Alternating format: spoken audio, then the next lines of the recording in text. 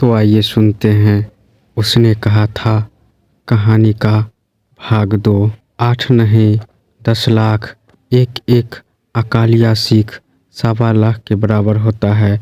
चले जाओ। लौटकर खाई के मुहाने पर लहान सिंह दीवार से चिपक गया। उसने देखा कि लपटन साहब ने जेब से बेल के बराबर 3 गोले निकाले। तीनों को जगह जगह खंदक की दीवारों में घुसेड़ दिया और तीनों में एक तार सा बांध दिया। तार के आगे सूत की एक गुत्थी थी जिसे सिकरी पास रखा। बाहर की तरफ जाकर एक दिसालाई जलाकर गुत्थी पर रखे। बिजली की तरह दोनों हाथों से उल्टी बंदूक को उठाकर लहान सिंह साहब की कोहनी पर तान कर दे मारा। धमाके के साथ साहब के हाथ से दिया सलाई गिर गई। लहान सिंह ने एक गुंदा साहब की गर्दन पर मारा और साहब आंख मीन गोटे कहते हुए चित हो गए। लहान सिंह ने तीनों गोले बीन कर खंद के बाहर फेंके और साहब को घसीट कर सिगरी के पास लिटाया। जेबों की तलाशी ली। 3-4 लिफाफे और एक डायरी निकालकर उन्हें अपनी जेब के हवाले किया। साहब की मूर्छा हटी। लहान सिंह हंसकर बोला, क्यों लपटन साहब, मिजाज कैसा है? आज मैंने बहुत बातें सीखी।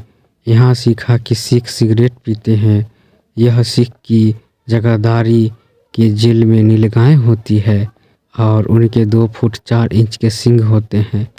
यह सीखा कि मुसलमान खानसामा मूर्तियों पर जल चढ़ाते हैं और लपटन साहब खोते पर चढ़ते हैं। पर यह तो कहो, ऐसी साफ उर्दू कहाँ से सीखा है? हमारे लपटन साहब तो उर्दू जानते तक नहीं थे। लहान ने पतलून के जेबों की तलाशी नहीं ली थी। साहब ने मानो जोर से बचने के लिए दोनों हाथ जेबों में डाले। लहान सिंह कहता गया, चालाक तो बड़े हो, पर मुझे लहना इतने बरस लपटन साहब के साथ रहा है। उसे चकमा देने के लिए 4 आंखें चाहिए। 3 महीने हुए एक तुर्की मौलवी मेरे गांव आया था। औरतों को बच्चों होने के ताबीज बांटता था और बच्चों को दवाई देता था। चौधरी के बड़ के नीचे मंजा बिछाकर हक्का पीता रहता था और कहता था कि जर्मनी वाले बड़े पंडित हैं। वेद पढ़ पढ़ कर उसमें से विमान चलाने की विद्या जान गए हैं। गौ को नहीं मारते। हिंदुस्तान में आ जाएंगे तो गौ हत्या बंद कर देंगे। मंडी की बनियों को कहता कि डाक खाने से रुपया निकाल लो, सरकार का राज्य जाने वाला है। डाक बाबू पलहूराम भी डर गया था।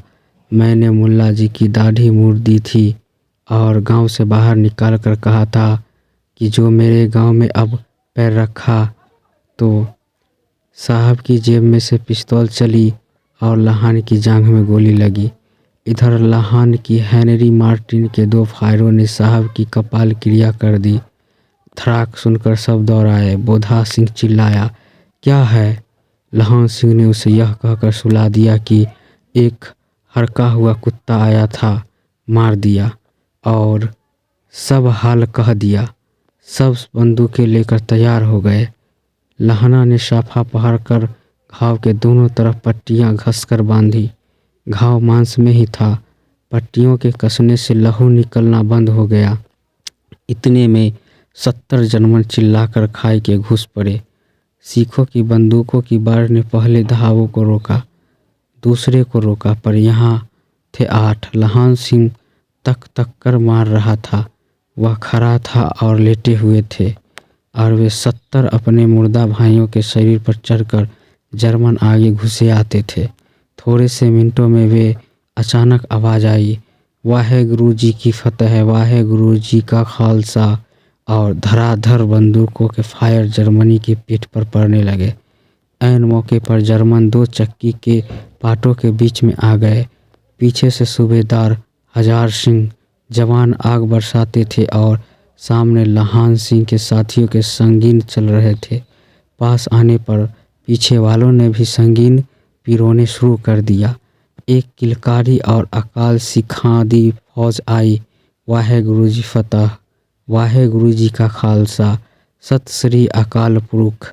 और लड़ाई खत्म हो गई 63 जर्मन तो खेत रहे थे या करा रहे थे। सिखों में 15 के प्राण गए। सूबेदार के दाहिने कंधे में से गोली आर पार निकल गई। लहान सिंह की पसली में एक गोली लगी। उसने घाव को खंदक की गीली मिट्टी से पुर लिया और बाकी का साफा कसकर कमरबंद की तरह लपेट लिया। किसी को खबर न हुई कि लहान को दूसरा घाव भारी घाव लगा है। लड़ाई के समय चांद निकल आया था, ऐसा चांद जिसके प्रकाश से संस्कृत कवियों को दिया हुआ क्षय नाम सार्थक होता है। और हवा ऐसी चल रही थी जैसी वान भट्ट की भाषा में दंत विनोपद देशाचार्या कहलाती। विजय सिंह कह रहा था, कैसे मनमन फन फ्रांस की भूमि मेरे ब्यूटों के चिपक रही थी जब मैं दौड़ा दौड़ा सूबेदार के पीछे गया था। सूबेदार लहान सिंह ने सारा हाल सुनकर कागजात पाकर वे उसकी तुरंत बुद्धि को सराह रहे थे। कह रहे थे कि तू न होता तो आज सब मारे जाते। इस लड़ाई की आवाज़ 3 मील दाहिनी ओर की खाई वालों ने सुन ली थी। उन्हें पीछे टेलीफोन कर दिया था। वहाँ से झटपट 2 डॉक्टर और 2 बीमार ढोने की गाड़ियाँ चली जो कोई 1.5 घंटे के अंदर आ पहुँची। फील्ड अस्पताल नज़दीकी था, सुबह होते होते वहाँ पहुँच जाएंगे, इसलिए मामूली पट्टी बांधकर एक गाड़ी में घायल लिटाए गए और दूसरी में लाशें रखी गई। सूबेदार ने लहान सिंह की जांघ में पट्टी बंधवानी चाही, पर उसने यह कहकर टाल दिया कि थोड़ा घाव है, सवेरे देखा जाएगा। बोधा सिंह ज्वर में बड़ा रहा था, वह गाड़ी में लिटाया गया। लहान को छोड़कर सूबेदार जाते नहीं थे। यह देख लहान ने कहा, तुम्हें बोधा की कसम है और सूबेदारनी जी की सौगंध है जो इस गाड़ी में न चले जाओ, और तुम मेरे लिए वहां पहुंचकर गाड़ी भेज देना। और जर्मन मुर्दों के लिए भी तो गाड़ियां आती होंगी। मेरा हाल बुरा नहीं है, देखते नहीं मैं खड़ा हूँ, विजार सिंह मेरे पास ही है। अच्छा, पर बोधा गाड़ी पर लेट गया। भला आप भी चढ़ जाओ। सुनिए तो, सूबेदारनी होरा की चिट्ठी लिखो तो मेरा माथा टेकना लिख देना, और जब घर जाओ तो कह देना कि मुझसे जो उसने कहा था वह मैंने कर दिया। गाड़ियाँ चल पड़ी थी। सूबेदार ने चढ़ते चढ़ते लहान का हाथ पकड़कर कहा, तैने मेरे और बोधा के प्राण बचाए हैं, लिखना कैसा? साथ ही घर चलेंगे। अपनी सूबेदारनी को तू ही कह देना उसने क्या कहा था। अब आप गाड़ी पर चढ़ जाओ, मैंने जो कहा वह लिख देना और कह भी देना। गाड़ी के जाते लहान लेट गया। वजीरा पानी पिला दे और मेरा कमरबंद खोल दे, तर हो रहा है। मृत्यु के कुछ समय पहले स्मृति बहुत साफ हो जाती है। जन्म भर की घटनाएं एक एक करके सामने आती हैं। सारे दृश्यों के रंग साफ होते हैं। समय की धुंध बिल्कुल उन पर से हट जाती है। लहान सिंह 12 वर्ष का है। अमृतसर में मामा के यहाँ आया हुआ है। दही वाले के यहाँ, सब्जी वाले के यहाँ, हर कहीं उसे एक 8 वर्ष की लड़की मिल जाती है। जब वह पूछता है तेरी कुर्बाइन हो गई, तब धत कहकर वह भाग जाती है। एक दिन उसने वैसे ही पूछा तो उसने कहा, हाँ कल हो गई। देखते नहीं यह रेशम की फूलों वाला सालू। सुनते ही लहान सिंह को दुख हुआ, क्रोध हुआ। क्यों हुआ? विजार सिंह पानी पिला दे। 25 वर्ष बीत गए। अब लहान सिंह नंबर 77 राइफल्स में जमादार हो गया है। उस 8 वर्ष की कन्या का ध्यान ही नहीं रहा। न मालूम वह कभी मिली थी या नहीं। 7 दिन की छुट्टी लेकर जमीन के मुकदमों की पैरवी करने वह अपने घर गया। वहाँ रेजिमेंट के अफसर की चिट्ठी मिली कि फौज आम पड़ जाती है, फौरन चले आओ। साथ ही सूबेदार हजार सिंह की चिट्ठी मिली कि मैं और बोधा सिंह भी लाम पड़ जाते हैं, लौटते हुए हमारे घर होते जाना, साथ ही चलेंगे। सूबेदार का गांव रास्ते में पड़ता था और सूबेदार उसे बहुत चाहता था। लहान सिंह सूबेदार के यहाँ पहुँचा। जब चलने लगे तब सूबेदार बेढ़े में से निकल कर आया। बोला, लहना सूबेदारनी तुमको जानती है, बुलाती है, जा मिला। लहान सिंह भीतर पहुंचा। सूबेदारनी मुझे जानती हैं? कब से? रेजिमेंट के क्वार्टरों में तो कभी सूबेदार के घर लोग नहीं रहे। दरवाजे पर जाकर माथा टेकना, कहा, आशीष सुनी। लहान सिंह चुप। मुझे पहचाना नहीं? तेरी कुरमाइन हो गई। धत, कल हो गई। देखते नहीं रेशम की बूटों वाला सालू अमृतसर में। भावों की टकराहट से मूर्छा खुली, करवट बदली, पसली का घाव बह निकला। बिजार सिंह, पानी पिला। उसने स्वप्न चल रहा है। सूबेदारनी कह रही है, मैंने तेरे को आते ही पहचान लिया। एक काम कहती हूँ, मेरे तो भाग फूट गए। सरकार ने बहादुरी का किताब दिया है, लॉयलपुर में ज़मीन दी है। आज नमक हलाली का मौका आया है, पर सरकार ने हम तामियों को एक घंघरिया पलटन क्यों न बना दी, जो मैं भी सूबेदार जी के साथ चली जाती।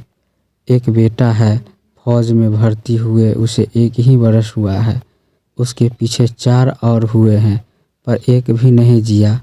सूबेदारनी रोने लगी। अब दोनों जाते हैं मेरे भाग।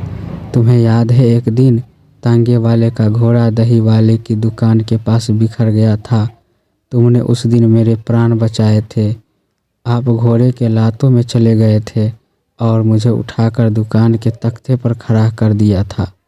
ऐसे हैं इन दोनों को बचाना, यह मेरी शिक्षा है। तुम्हारे आगे आंचल पसारती हूँ।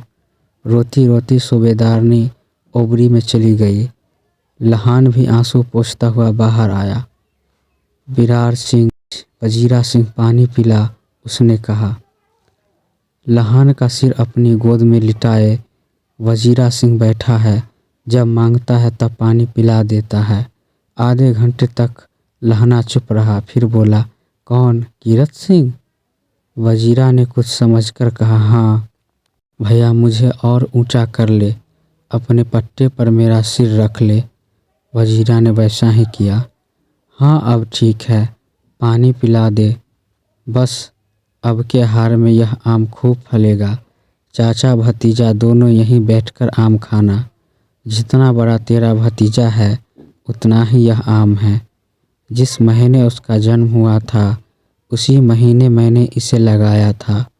जीरा सिंह के आंसू टप टप टपक रहे थे। कुछ दिन पीछे लोगों ने अखबारों में पढ़ा, फ्रांस और बेल्जियम 68वीं सूची मैदान में घावों से मरा नंबर 77 सिख राइफल्स जमादार लहान सिंह।